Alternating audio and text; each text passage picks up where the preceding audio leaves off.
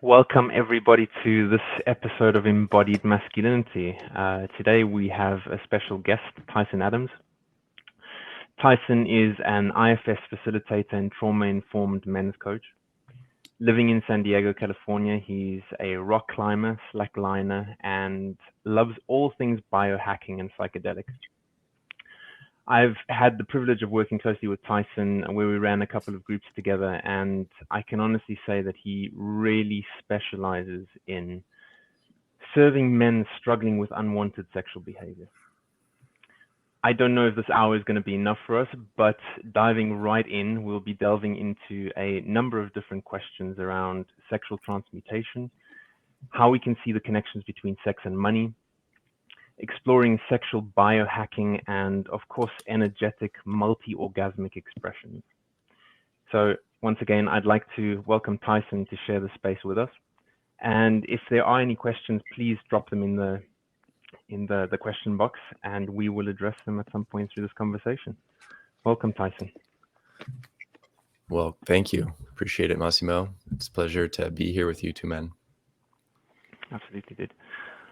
Just jumping right in, I'd love to know how you arrived at working with men's sexuality. Mm-hmm. Yeah. Well, by accident, to be honest, by accident.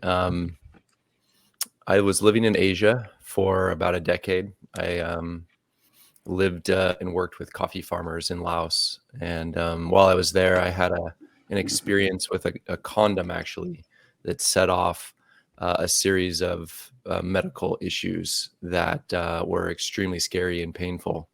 Basically, I lost all access to my erections. They overprescribed me antibiotics and antifungals, so it tanked my testosterone levels. And so I spent about 3 years in confusion and in a very deep, dark kind of place. So in the process of recovering my own health, I was able to find out that my parents, actually through my mom, I was able to find out that there's an interstitial bladder cystitis that runs in my family system, and that's a chronic disorder that was causing these issues. And so the reason why I think that's important is just to say that I kind of stumbled upon this sex work in a crisis. But what was so cool about it was that I was addicted to pornography for 20 years. And because of not being able to masturbate, because of the pain, that was the first time that I took a pause with it. And it was in that pause that I realized, oh, wow, you can actually masturbate and come to orgasm without some prefrontal cortex fantasy that's rolling in your mind. And that experience was the first electric, I guess you could say bioenergetic sexual expression that I'd ever had. And it was so far outside of what I had ever experienced that it really woke me up. And I realized, okay, there's something to this stuff. And that's when I kind of went down that path. So yeah, that kind of sets the stage for the conversation. It's amazing. I mean, I wonder how many men out there experience something very similar in terms of trauma, or not necessarily similar, but that trauma that sparks them into becoming more conscious about their own sexuality and actually really needing to explore that more. Mm-hmm. Yeah. What I noticed was that not only was there trauma there, but there was also a lot of rage, a ton of rage in the pelvic floor region. And as I started to explore that part of my body, I had no clue that was really keeping me from being grounded and rooted in myself. And so, just it's grief was there, a lot of grief, a lot of pain. My father was an alcoholic, so lots of spankings as a boy. And so that was all located in that region of the body too that needed to move out. So, yeah.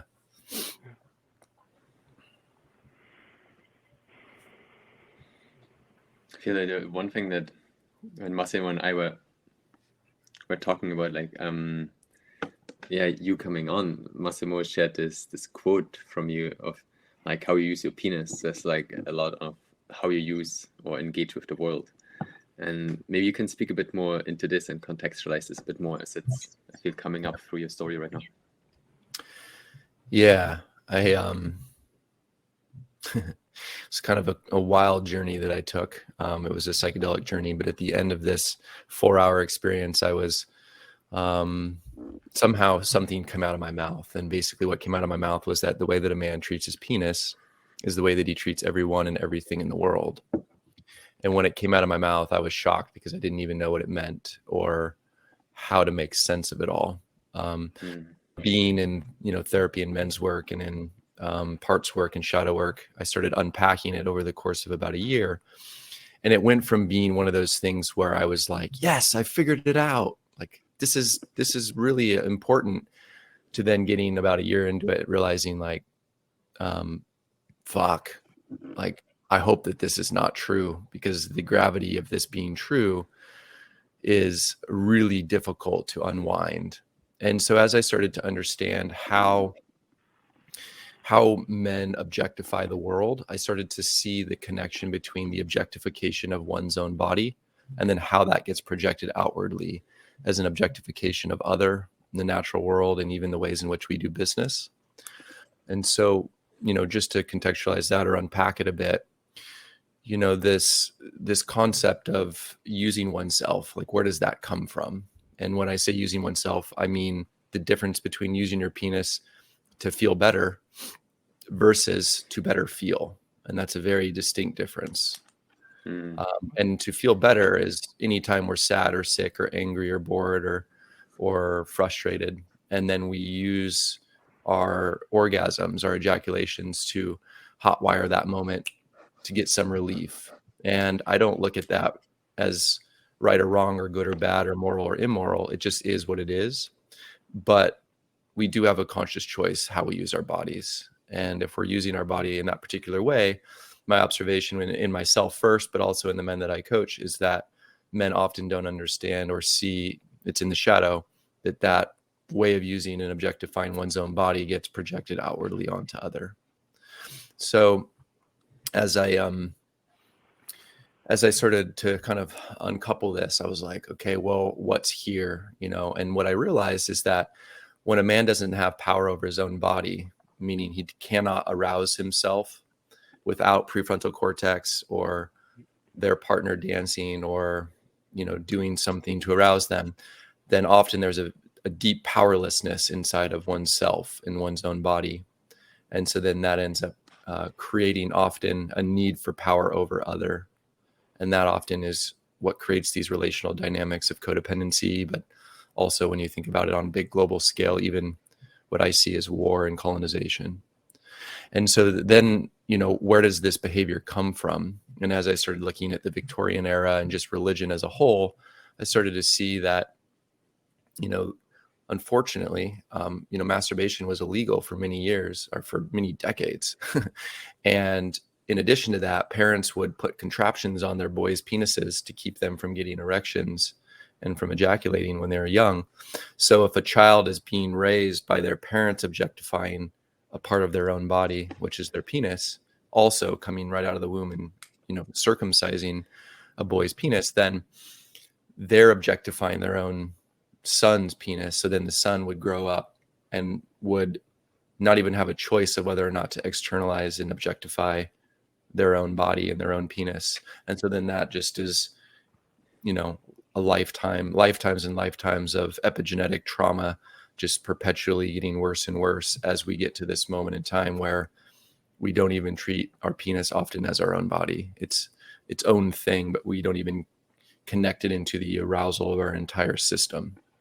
So, yeah, so it's a heavy thing to consider, but at the same time, I think it's a great opportunity for us to reconnect our sexuality back into a full body experience and also into the universe, as opposed to just this centralized penis experience. It makes me think that, not even too many generations back, I'm thinking of my grandmother, and I remember one of the quotes that she actually said to my father when he was growing up, that, if you masturbate too much, you'll go blind. And yeah. It's fascinating to see how, if I look at sort of how he was in the world or how he is in the world, and, you were mentioning about the epigenetic component, there really is that trauma that does get passed on. And I think if men aren't conscious of that sort of Passover, it's really a constant state of projection via penis and also energetically via the person as well. Yeah. Yeah. And I think where that takes me is that, masculine, feminine teachers are talking about this often. I mean, this is the big terms that are here on the stage, whether it's Data's work or other people in the space.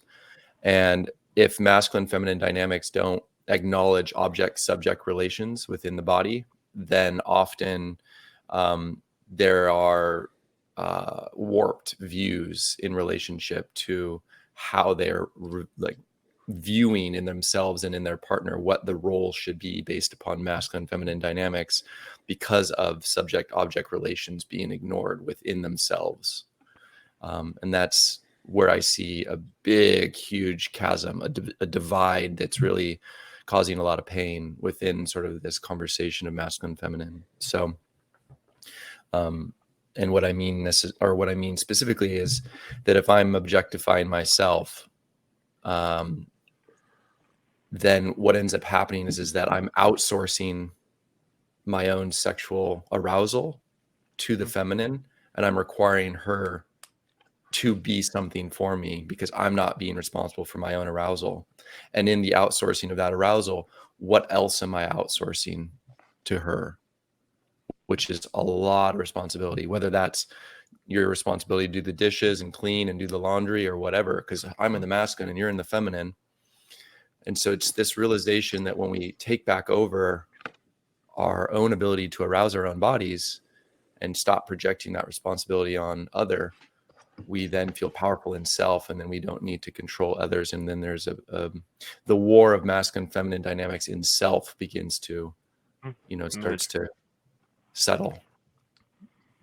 Yeah. It's such an important point, and I think you're also flagging up this other idea of responsibility that's unspoken. And I do a lot of couples work, and it's one of the big things that comes up in couples as well, where there are these expectations that are never actually voiced, but you're taking it to even a deeper level, which what I'm curious about is how, in that narrative within men that you work with, how does that sort of present itself? What are the common things that come up for a lot of guys?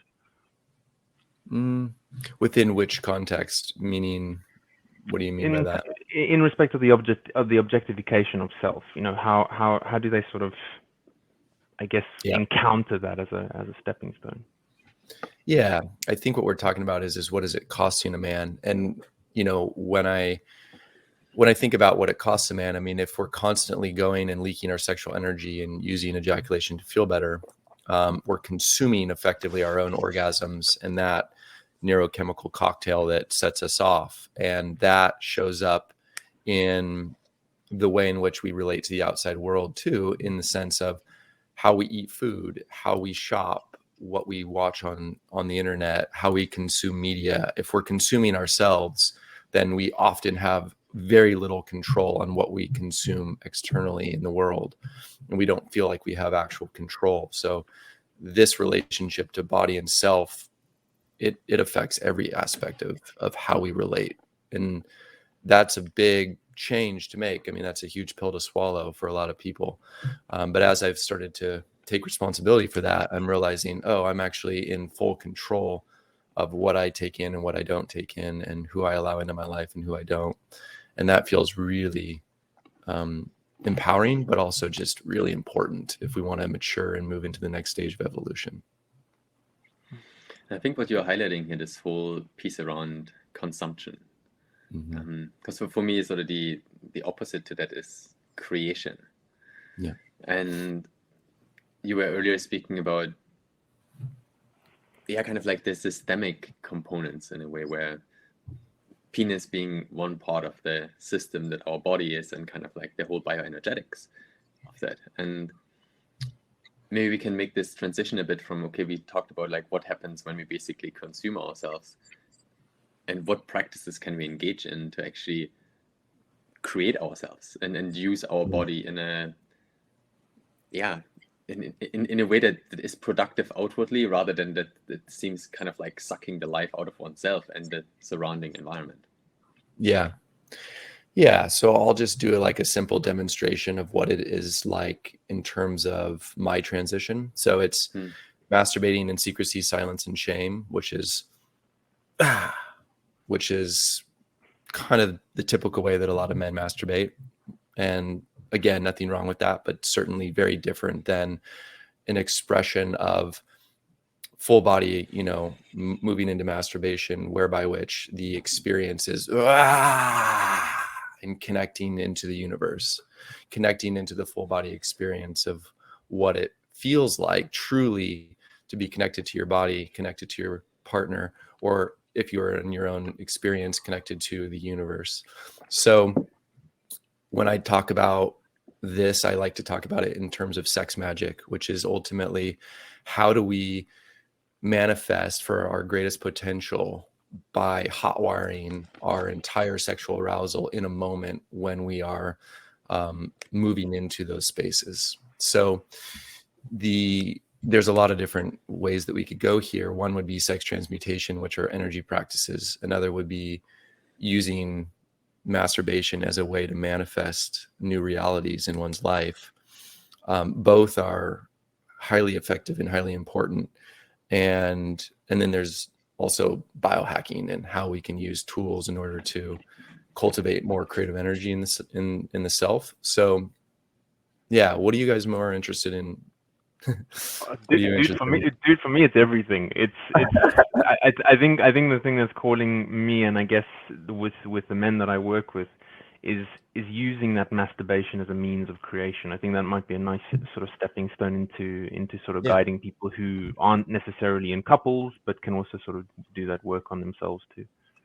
Yeah. So I think whether you're in a relationship or not, I think every man would benefit from having their own conscious masturbation practice, or however you want to call it. So the way that I look at that is kind of moving from mindless masturbation into more mindful masturbation.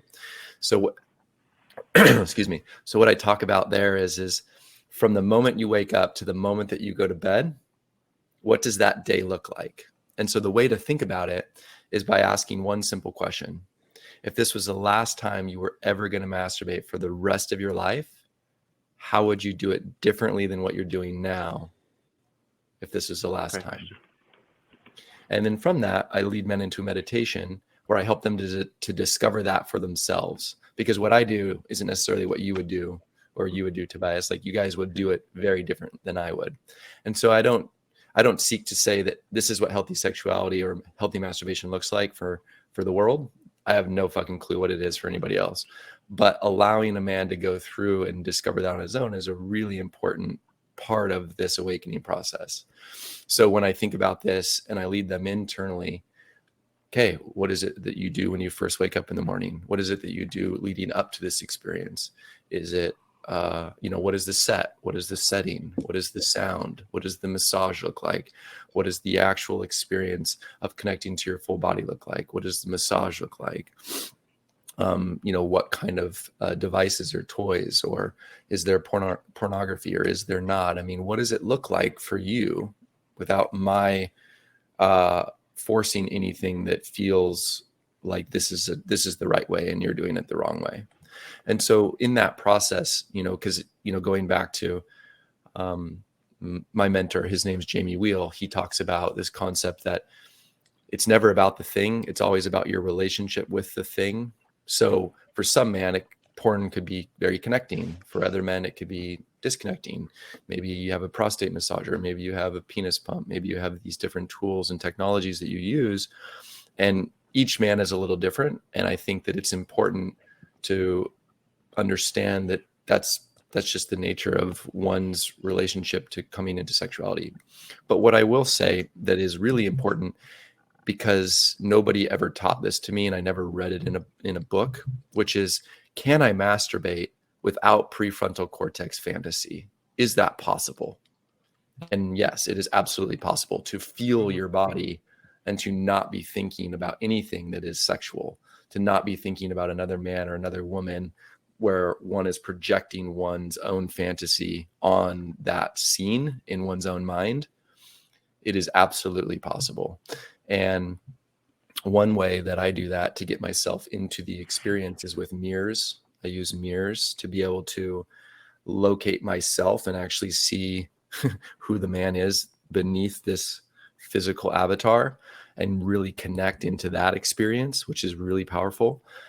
It's also shadow work. You look at yourself in the mirror, you can't hide from all the ways in which you are contemptuous towards yourself, or you self-criticize. You say this, you say that, you're fat, all of those things come up. Yeah, it's a whole story. So shedding that and getting deeper underneath that is an important part of blasting through the ego and getting back into one's grounded self. So those are some different concepts. And then when one comes to that experience, whether it's ejaculatory or non-ejaculatory as an expression, can we as men sit and be with that moment and be satiated and allow it to be still in that experience, as opposed to just rolling over, throwing away the tissues, and then going to sleep and closing the computer? Like, can we allow ourselves to receive that pleasure that we've actually stepped into? And can it satiate us for a lot longer? So for me, I only masturbate on the moon cycles once a month. Last year in 2021, it happened to be on the full moons. For whatever reason, as I switched into 2022, it ended up being on the new moon cycles.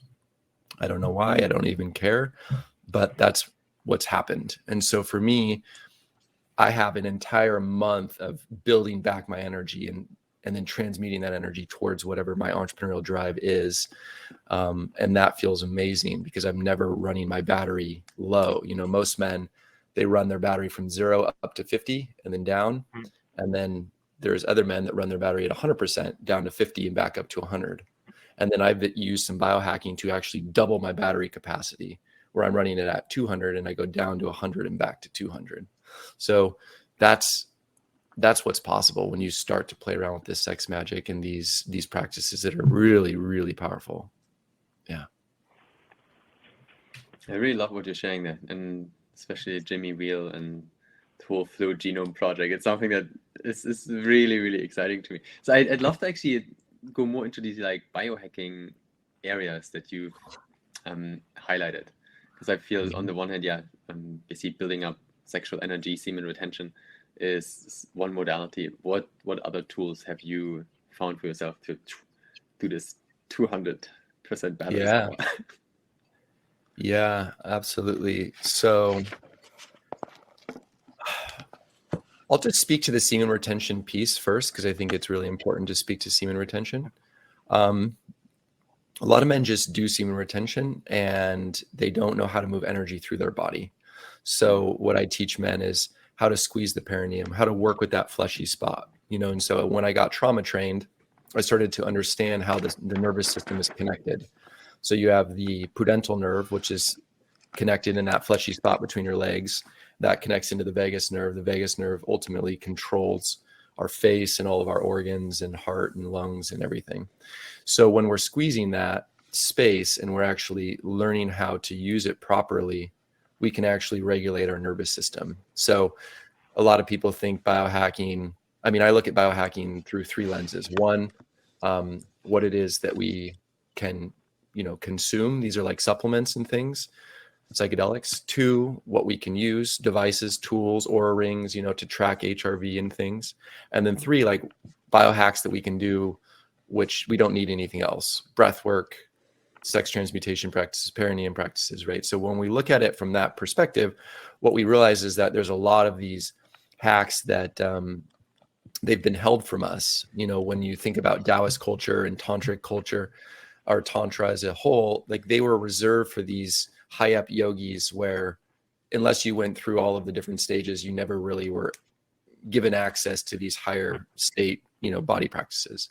So as I've just kind of explored them on my own, through reading and doing these things, I'm realizing like, oh, it's accessible to anybody. You don't need to go through some lineage to learn how to work with the perineum. But that said, if you're listening and you're a man, you have the spot that's underneath your balls, you have the spot between your balls and your anus, and then you have the front, the back, the left, and the right of your anus. And as you begin to work those particular muscles in certain synchronicities, you can move energy up the front channel of your body, the left, the right, the middle channel, and then also up the spine and into the brain. So as I've begun to take these ancient practices and then bring them into a more scientific lens, I put on the EEG neurofeedback cap, where I can connect that to a computer. And these are very much like Joe Dispenza style, meditations. I've actually never done one of Joe's meditations, which is interesting. But what I will say is that it is absolutely true. If you have the screen going and you can see the computer, and as you squeeze, you can see that when your cerebral spinal fluid is open, and when you get that bioelectricity moving from your root up into your brain, it activates gamma waves. And as gamma in the brain kind of spikes, it also spikes all the rest of the brain. And then that synchronizes your peripheral and central nervous systems so that you feel deeply grounded and rooted in your own body. So that's the first one. But now, how do you use the perineum? There's two ways to use it. I mean, there's multiple ways to use it, but there's two main ways. One is that you want energy. You're ready to go. You're wanting to create, or you're wanting to get into flow or stay in flow. So, and when I say flow, for those of you who maybe don't know what that term means, I mean an easefulness. Creative energy is flowing. Time can sometimes either speed up or slow down. And then there's an effortlessness as well with whatever the task at hand is. So what I'm saying here is that often I'll be typing, or I'll be reading, or I'll be working, or whatever, and I'm finding myself in an ADD moment where I want to check check Facebook or whatever it is. Or I'm getting tired when I'm reading and I'm starting to fade off. And so what do you do? Well, for me, boom, boom, boom, boom. I squeeze. I maybe do 50 to 60 squeezes, and I pull that energy up the spine and into my brain. And I kind of have a little experience with that. And then boom, back to the task at hand. And I can basically elongate those flow states and bring energy into the moment. And I can actually ride that out and extend that moment. Now, on the flip side, we can also use this for chaos resiliency. When we are ungrounded, angry, having a fight with our partner, yelling at the dog, whatever it may be that triggers us, we can actually use the perineum in a different way, which is squeezing and holding and pulling our hot-headedness down through our body and into our root. And from that rooted place, we relax into that vagal experience where we move back into parasympathetic so that we can actually meet the moment without all of this gunk in the way. So that's a really powerful biohack that nobody needs to go buy a damn thing. It's just a matter of learning how to use your own body. And what I'll say, though, to that is that every single man and woman's nervous system is different. From a trauma-informed lens, I can squeeze my perineum and get great results. Other people out there, the muscle is atrophied. They can't even feel it. That's one thing. Two, it might cause rage. It could cause sadness. It could cause fear. It could cause joy. Every single person is going to be experiencing something different until they get through the gunk and the muck of their nervous system. And so doing trauma release exercises and lots of grief work helps the nervous system be empty and unburdened from what is actually getting in the way of actually being able to transmute this energy up into the brain. So it's just important just to say that these are skills that take time and energy. And, if you want to do this on the regular, just setting a timer for 5 minutes and doing as many squeezes as you can at whatever pace feels good to you is a good way to begin the process of building that up. And the last thing that I'll say around that is that one of the things that men often struggle with the most with that come to me is ED. They can't get an erection. And there's a lot of reasons. There's biochemical reasons. There are cholesterol reasons, blood pressure reasons. There's a lot of reasons. T levels, of course. But one of them is just that the pelvic floor is atrophied and is weak. And so now I've gotten to a place where I can squeeze my perineum, turn on the clock, and without without any fantasy and without stimulating myself at all, I can bring myself to erection in 5 minutes, literally just by squeezing the perineum and drawing the blood into my penis. I can actually bring myself to full erection. And when you have that level of control over your body and you feel that power, yeah, everything else in life just kind of falls into place. Yeah. One of the points that I think is super important. I mean, all of them are important, but it's this idea of learning how to resensitize the masculine body for that. You know, because we're focusing on the penis right now. But I think there's a lot of people who are so detached from the felt sense of, like you're saying, perineum squeezes. How would you sort of advise them into sort of resensitizing that area? Mm-hmm. You can get either like a tennis ball or a lacrosse ball. And if it's a lacrosse ball, be careful. But you can put that beneath your legs and you can begin rolling over it to kind of loosen that up. Also, a lot of men they're sedentary. So they have a really low, like their low back is compacted. Their spine is compacted. I had scoliosis my whole life, so I couldn't feel it for a long time until I started to open up my low back. So if you have, vertebrae that are really, really tight, then that whole area needs to be open. I would also say downward facing dog and child's pose, very, very helpful with that. Yeah. Yogic practice is so important. There's a device that I use called the private gym. It's a device that is a weight that you place over your penis, and it basically is like penis weightlifting is what I call it. So that also helps. You get yourself about half hard and you put it on, and then you can start to move the weight up and down. So that's really great.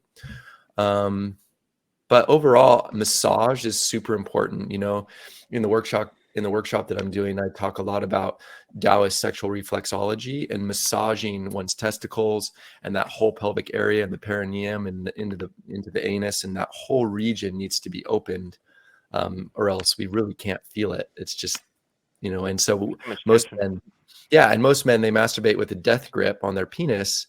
And well, what is the problem with that? Well, when you do that and it's just this, it actually backs up the kidneys, and it can be really harmful for the kidneys and can create a lot of pressure there.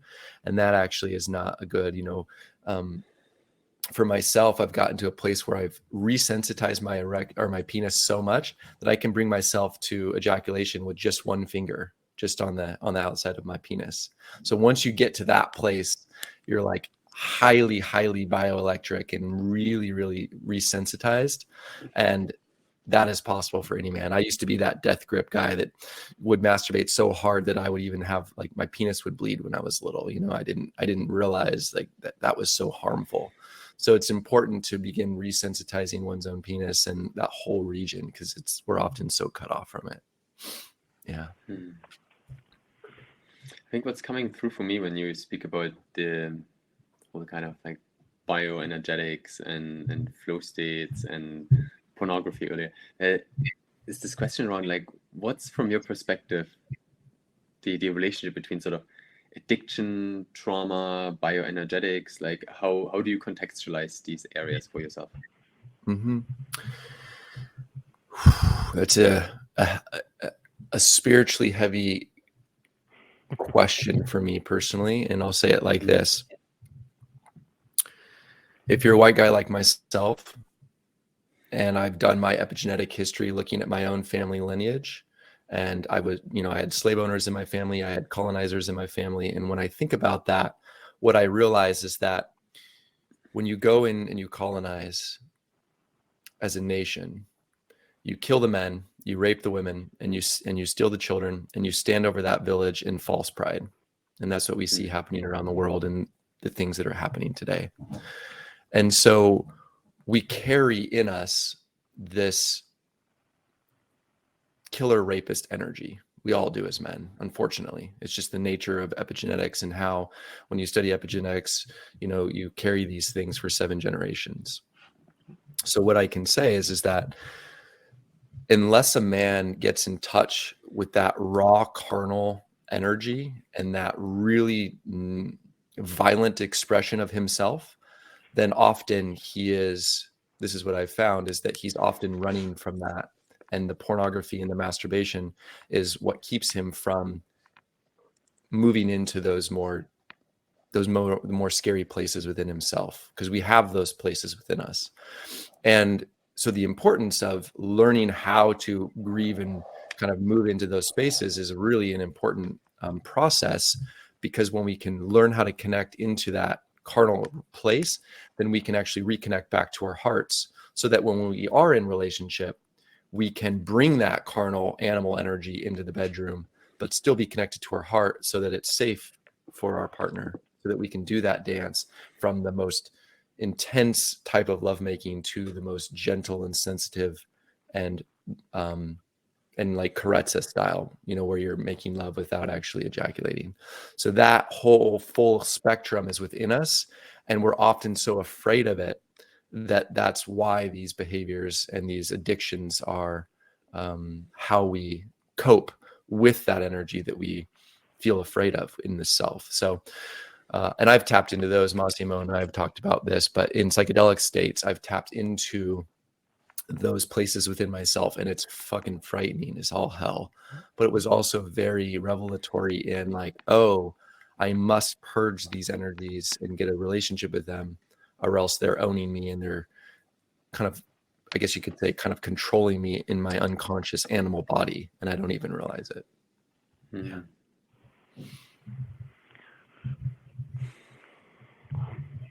I mean, Toby and I often, and with you, Tyson, as well, we often speak about sort of psychedelic journeys, and I know this is going a bit of a tangent into psychedelics, but I know that's really informed you as well. And I speak a lot about this with the clients that I work with, and it's always interesting to see people's sort of reactions to using some kind of therapy like that.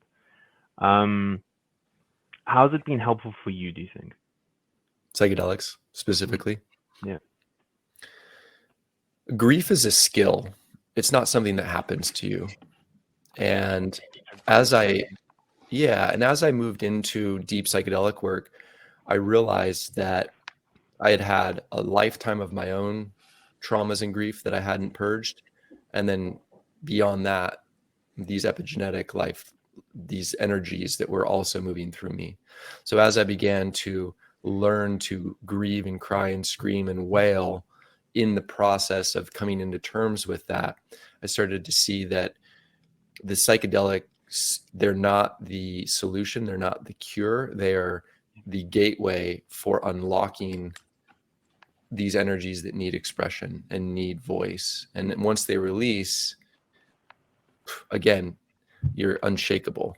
I mean, I'm here with my folks, and I'm just like, haven't had any conflict. It's just nice to be around them. And I stayed away from them for 10 years, so it's this realization that they can really set you up. The other thing that I'll say that psychedelics have done, most especially with sexuality, was having these are non-sexual experiences, meaning I wasn't in sort of an erect state, but moving into breath and moving into being on psychedelics as nature is coming into one moment, and I'm like literally like having orgasms with the universe. And I started to realize that the world is happening to you as you're creating it simultaneously, and that most men's experience with sexuality is very one-dimensional. It's like with another person and that's it, or multiple people, whether that's male or female. And when you actually disconnect from that altogether and you realize that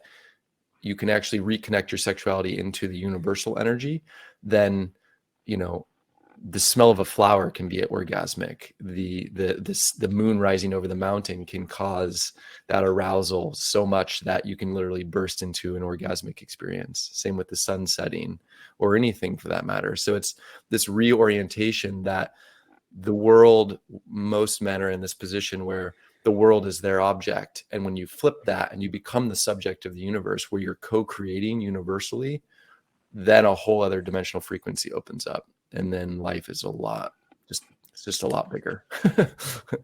It's great. Yeah. I feel it really comes through when you speak about this breathing and psychedelics, and I think there's a lot of like internal body chemistry. So I do breath work most mornings, And in certain moments, I feel my breath work is like a mini psychedelic journey, and the ability for my own body to create DMT, and it's just really really exciting to know what proper breathing can actually do. And I wanted to link that back to when you were speaking about the squeezing of the perineum. Do you combine that with certain like breath techniques in order to actually move the energy? Mm-hmm. Yeah, depends upon what I'm going for. If I'm moving into a masturbation experience, yeah, I'll link the two. But my goal with masturbation is, I've noticed that there's a flip between parasympathetic into sympathetic, and when my breathing goes into then my body begins clenching, and that is the natural state of those type of orgasms. But if I can squeeze and I can stay in a parasympathetic state with it, then when I do have my expressions of orgasm, non-ejaculatory or ejaculatory, there's an opening of the body and a reconnecting into everything. And that is really, really beautiful and profound and very, very helpful. And I'll say why it's helpful is that it creates a sense of being connected to the all. So instead of a projection of what God is in the mind, it actually gives a felt sense of being connected into the all of that experience. Whether I'm under the moon and I'm connecting with the moon and channeling the moon's energy through my system, or just in general, it's this realization that, oh, there's no separation, that I am the moon is me. And that is that sort of non-dual experience that psychedelics can create, but you can also get there with sexual practices. And sexual practices really have the ability to hotwire that whole experience, including whatever it is that you are wanting to create. So let's say you're wanting to create something, whatever those words are, you want to choose them purposefully and carefully, as opposed to saying like, I want, which is that it's not here, but I have whatever. And then whatever that is, as you're channeling that experience and connecting to the universe while you are expressing in that orgasmic state, you are literally rewiring your neurosynapses in the brain, but you're also bringing your whole body expression into whatever it is that you're moving towards, as you're moving into whatever that thing, that gift is that you're trying to manifest. Rescripting yourself. Yeah, rescripting. It's basically bioelectric neurosomatic self-authorship. You're actually re-authoring what the fuck it is that you want to do and be in this world. And sex is a great way to get yourself into that state. Yeah. I really love this term, bioelectric neurosomatic self-authorship.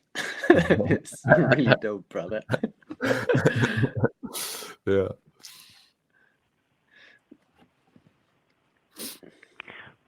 One of the things that I always find quite interesting speaking with you, Tyson, is that, you know, it's like taking from what you're also saying here about sort of that opening experience, really getting yourself to that point of opening yourself up rather than that tension of what comes with that, you know, shallow breath type of masturbation. And for men that are kind of initiating into this process, something that's also quite helpful, first of all, is I guess voicing your necessity to create that space for yourself, to have that masturbatory space. That's number one. But then number two, I think a lot of the time when you're just thinking about the openness of the body, opening your legs, really sprawling yourself out on the bed, trying to introduce a different kind of relationship with breath and things like that. Those are just also very basic practices to kind of get a different sensation and resensitization in the body. But also going off at a bit of a tangent again, can you help people sort of connect sexualized energy with making money? Because I know that's one of the things that sexual transmutation does cover as well. Yeah. So I have these two philosophies. One is that money will not come if it has no place to go. That's the first part. And the second part is that if money's already begun to come and it has no place to go, then there will never be enough money. And so I see that as two very distinct types of men, either men that have a difficult time attracting, or on the flip, they can attract, but there's no purpose to why they're making money. And therefore they're making money in any way that they can, or at the expense of behaviors that maybe feel out of integrity for them. And so what I'll say to that is that, you know, the nature of how we treat ourselves, as a, you know, going back to the beginning statement, there's a connection into the way in which we do business. And we often hear men, you know, in America at least, we often hear men say, "Oh, it's just business," which is this way that men effectively will kind of just say, "Oh, well, it's just business. Like the way I behave in business is not the way that I behave with my family and friends, and so that's excusable." And so what I'm suggesting here is that if you're using and abusing your own body, that absolutely does affect the way in which you use and abuse others and the way in which you do business. And so what I'm suggesting here is that if you're feeling as if the way in which you're making money is out of integrity, again, no judgment on me about that, because every man is unique and different in their own way.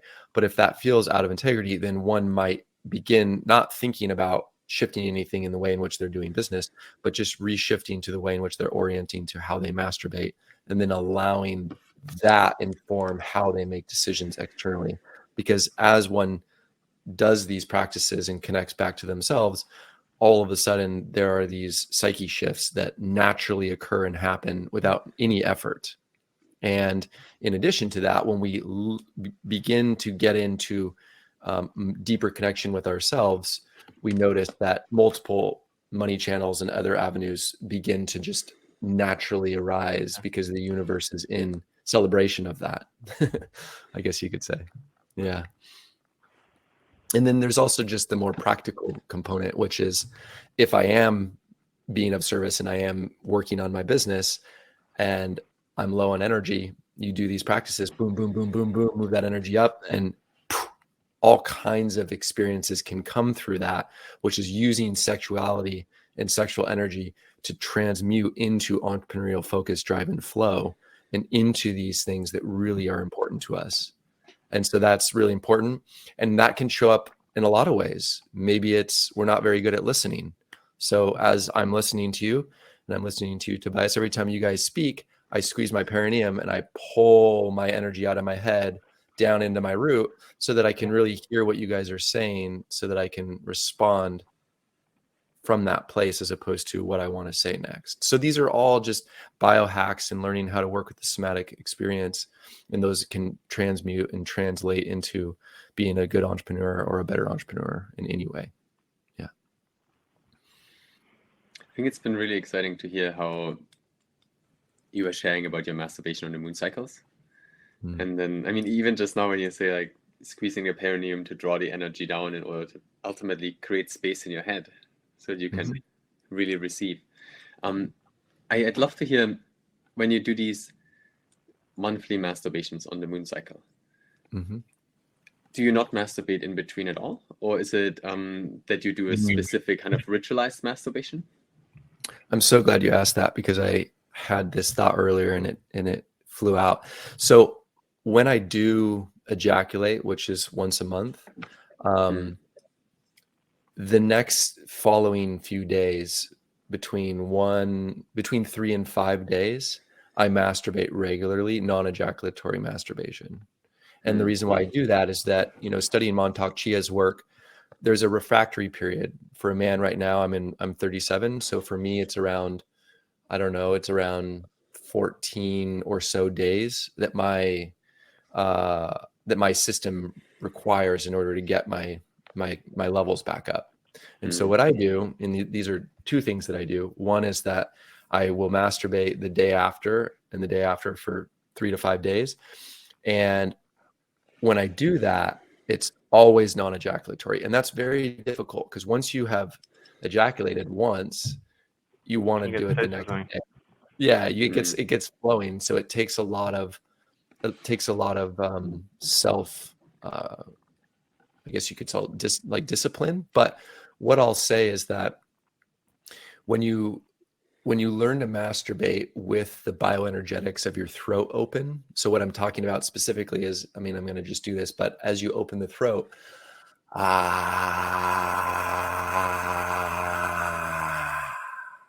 once you can learn how to connect your root into your throat and you can move energy out of your body and out of your system, you can actually masturbate without the necessity for ejaculation. You can actually masturbate. And when you get to the bottom of all that energy that's in the system, the desires to move out, then that's where a man can learn non-attachment. Because as his erection begins to go back down, that's non-attachment to all of the ways in which it's beneficial to be non-attached in life, whether it's consuming or food or fights or whatever, right? So your erection is your way that you can train yourself to be non-attached.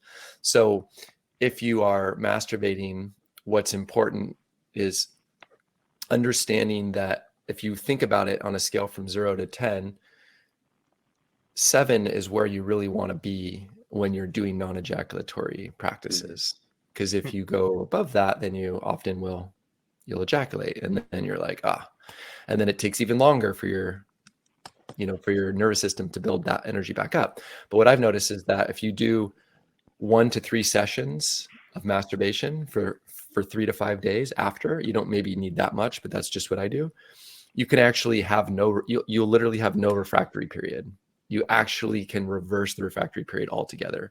Your body literally goes into its production of testosterone and energy, and you don't have any of that with lethargy or any of that downhill kind of like, I just don't want to do anything today. And a lot of men don't have that, but a lot of men do, where they feel so drained. And some men, when they ejaculate, they feel more energy. Other men, they feel less.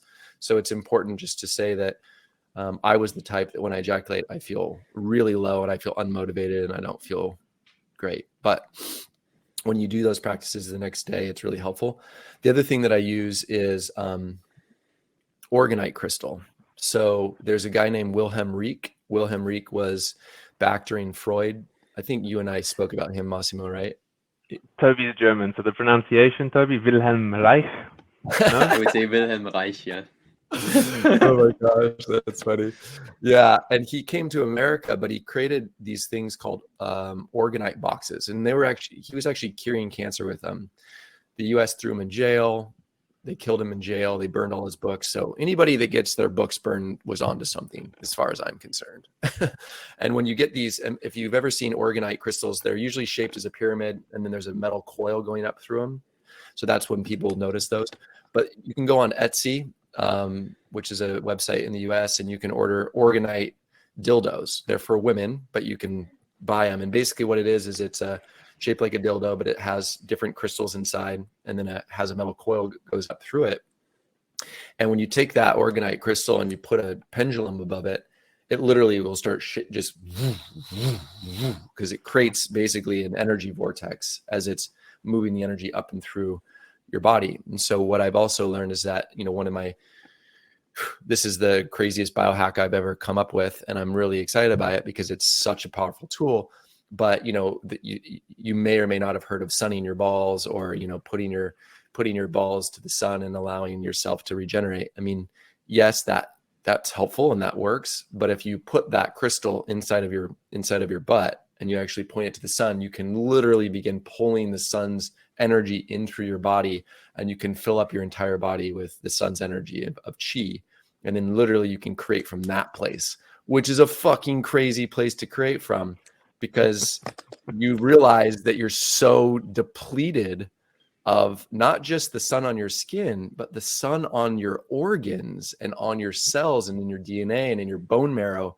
And as you do those practices, you can begin to fill up. And that's when I say you can go to 200%, is when you can start to work with the organite crystal and learn how to pull the sun's energy into your own body, which is these ancient Taoist practices that now you can kind of, I'm sure they didn't use organite, but they had their own crystals that they used. And so these are just repurposing with modern technologies that work even better. So it's pretty rad. It's really rad, So actually. is that what you do then, basically, after your ejaculatory experience? You have this organite dildo, put it up your ass, and rejuvenate you from the inside for the next kind of 3 to 5 days. Exactly. I fucking love this, brother. It's so cool. And you can do it with your ejaculatory experiences too, meaning that if you want to have a universal sun orgasm, you can put it in and you can also bring yourself to that space.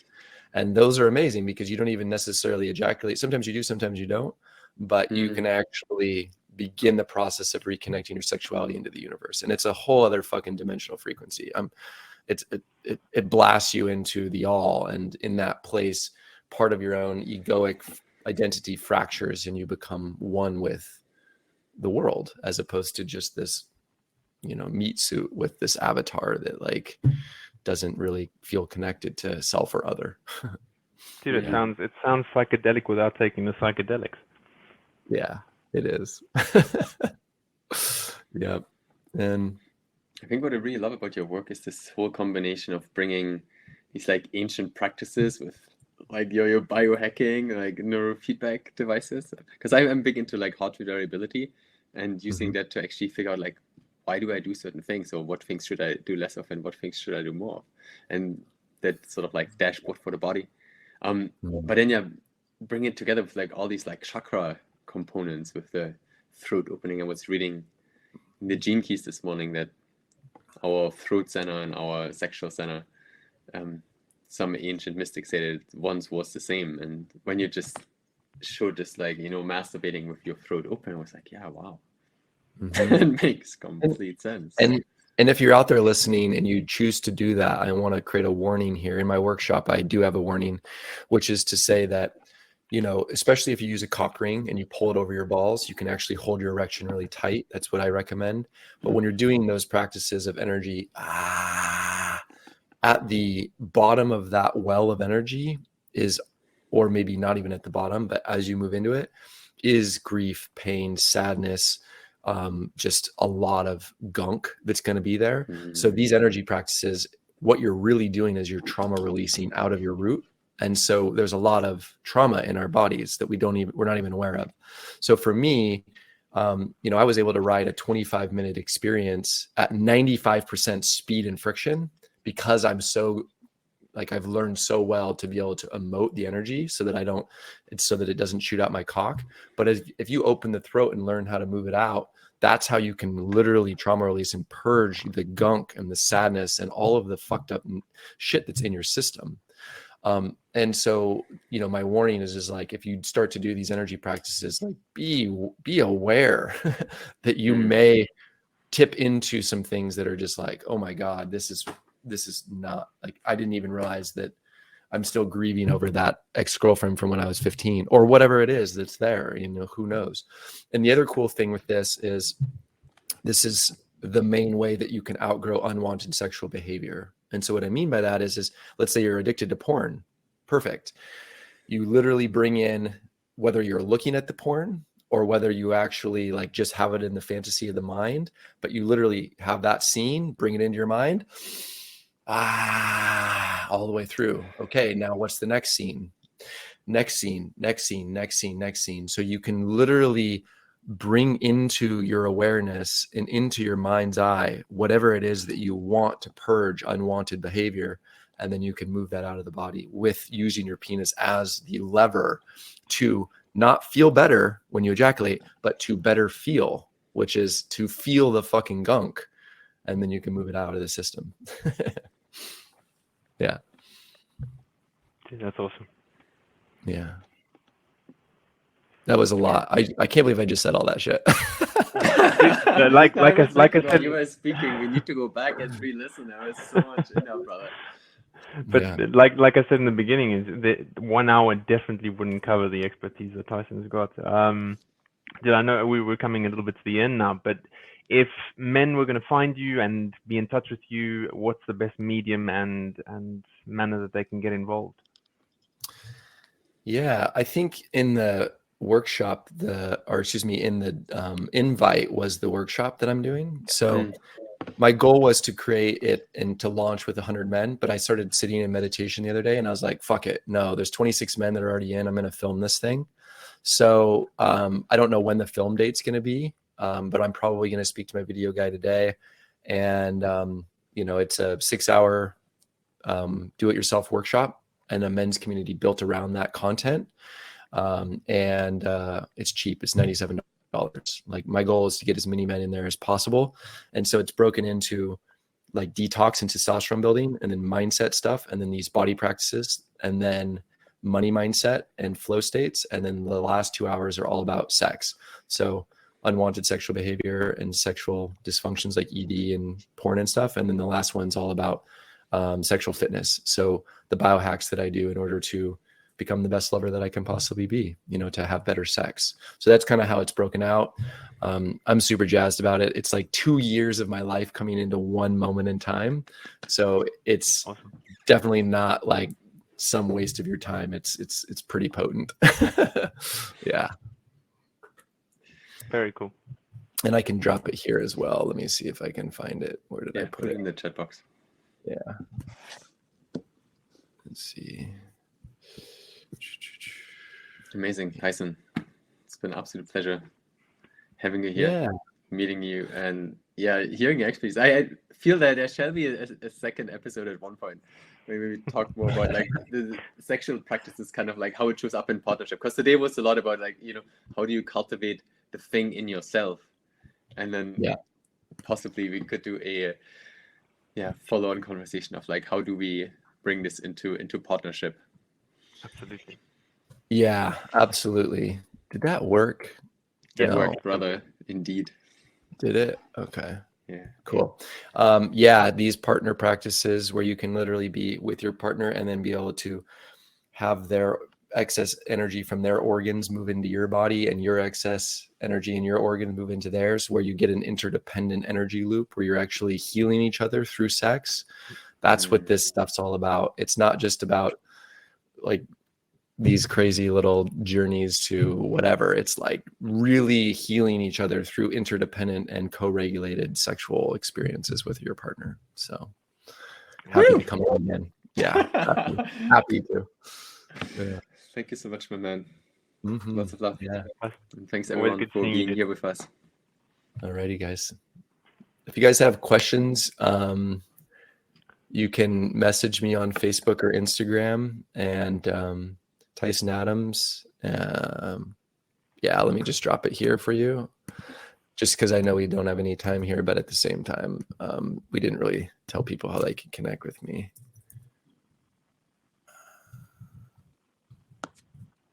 Yeah, there we go.